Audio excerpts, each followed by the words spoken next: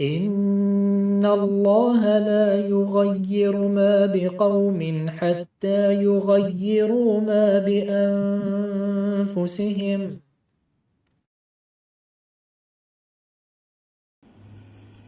Allah, ils ne se rendent pas compte. Je vais juste vous lire une parole de Cheikh Nasser Zakri hafidahullah ta'ala, qui parle sur Cheikh Farkous, qui raconte en fait une anecdote qu'il a vécue quand il était au Jazair et qu'il a rendu visite à Cheikh hafidahullah ta'ala. Écoutez ici, juste une anecdote pour que vous sachiez, même si vous n'avez pas besoin de ça, mais que vous sachiez qui est vraiment cet homme, Cheikh Farkous hafidahullah ta'ala. Il dit, Mohamed Al-Hakami, qui a été invité chez le noble Cheikh Nasser Zakri, un des mashayikh de la Saoudia. Il a été invité dans sa maison, dans sa ferme. Il dit c'était une rencontre vraiment très plaisante, alhamdoulilah, en présence du grand frère Al-Fadil, le Cheikh Issa Al-Kamili. Et le Cheikh Nasser a commencé à raconter ses voyages au Maghreb. Quand je dis le Maghreb, c'est Maroc, Algérie, voire Tunisie, en détail. Et il a mentionné des choses qui ont fait plaisir vraiment au cœur, masha'Allah, concernant l'état de nos frères parmi les mashayikh, dans ces pays-là, et les étudiants en sciences. Et parmi les choses que le Cheikh Nasser Zakri il a évoquées, il a dit, n'assiste au cours du grand savant Farkous que celui qui est sincère dans la quête du savoir. Regardez ce qu'il a dit. N'assiste au cours de Cheikh Farkous que les étudiants qui sont sincères, qui font preuve d'ikhlas. Comment peut-il dire cela? Bien sûr, il ne connaît pas le contenu. Il n'y a que Allah qui connaît l'ikhlas des gens. Mais il y a des signes. Il y a des signes. D'accord? Il y a des indications.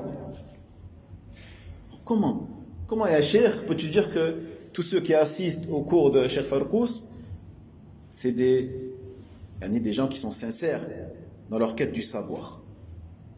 Il a dit, Ya Docteur Mohammed, imagine-toi dans ta tête cette scène. Il a dit, la Mektaba de Cheikh Farkous, elle est minuscule. Combien à peu près? C'est la moitié de ça. 10 mètres carrés. Subhanallah. J'imaginais plus grand. J'imaginais plus grand, moi. Allahu Akbar. Donc il y a combien à peu près? 10 mètres carrés. Non, comme ça pour les gens qui sont à la radio, ils ont la superficie. 10 mètres carrés.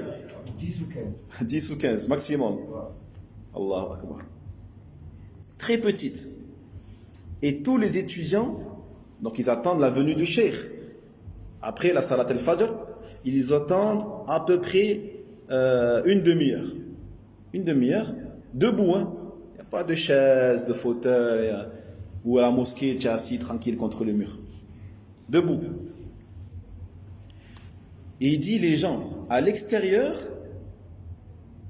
ils peuvent atteindre 500 personnes, voire plus. Des fois, bien sûr, sous la pluie. Sous la pluie. Masha'Allah. Allahumma barik. يأتون سامحني على المقاطعة يأتون الخميس مساء ينامون في الشارع. الله أكبر. كي يحضر من وهران دو غون دو تلمسان أصحاب بلوس الله 8 heures de route 9 heures de route. حفظه الله تعالى. هذه آية من آيات الله تبارك وتعالى. Donc 500 personnes, voire plus des fois, et comme ils ont dit les frères, ils viennent la veille et ils dorment pour être devant. Il y en a qui viennent, ils font des kilomètres et des kilomètres, des kilomètres. C'est ça la recherche de la science. C'est ça, les frères. Tu prends ta voiture, tu bouges. N'attends pas que les alim viennent chez toi dans ta mosquée. C'est pas ça l'étude de la science. Si tu fais ça, tu n'obtiendras jamais la science. Impossible. Si tu attends, impossible.